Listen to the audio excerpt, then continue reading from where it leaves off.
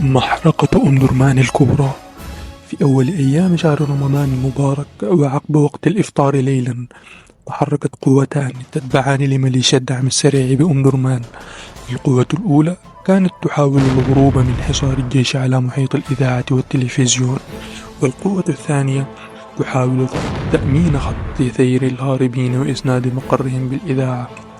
بعد وصول المعلومات الاستخبارية بهذا التحرك، قامت قوات الجيش بنصب كمين يمكن أن يكون أعنف كمين وقعت فيه ميليشيا الدعم السريع في تاريخها.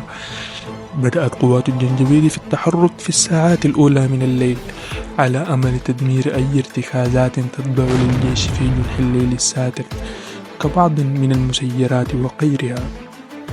بدأت المعارك مع القوتين المتقدمتين من الدعم السريع، وبدأ الجيش التعامل معها بحذر، حيث كان الهدف الأساسي للمعركة توجيه قوات المتمردين إلى أرض القتل.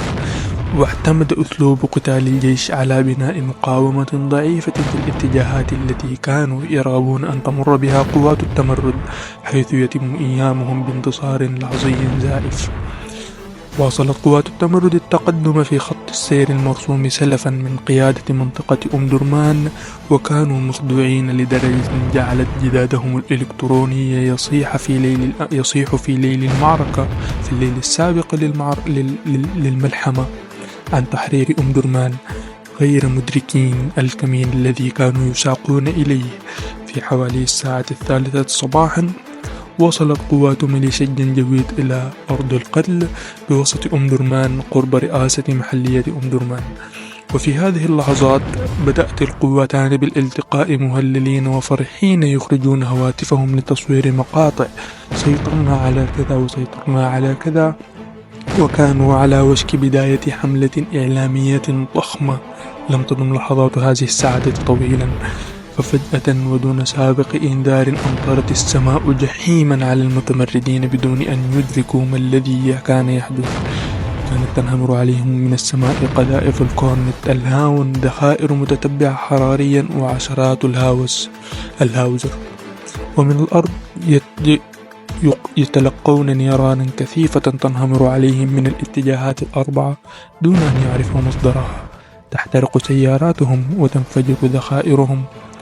من يحاول الركض يلقى حتفه برصاصة عيار 12.7 ملم مثلا، ومن يزحف على الأرض لينجو تلقاه قذيفة مسيرة. في غضون اللحظات هلك ما لا يقل عن 5 سرايا عسكرية كاملة تتبع لميليشيا الجنجويد بأعدادهم وعتادهم، ومن هرب منهم بجسده فعقله لم يسلم.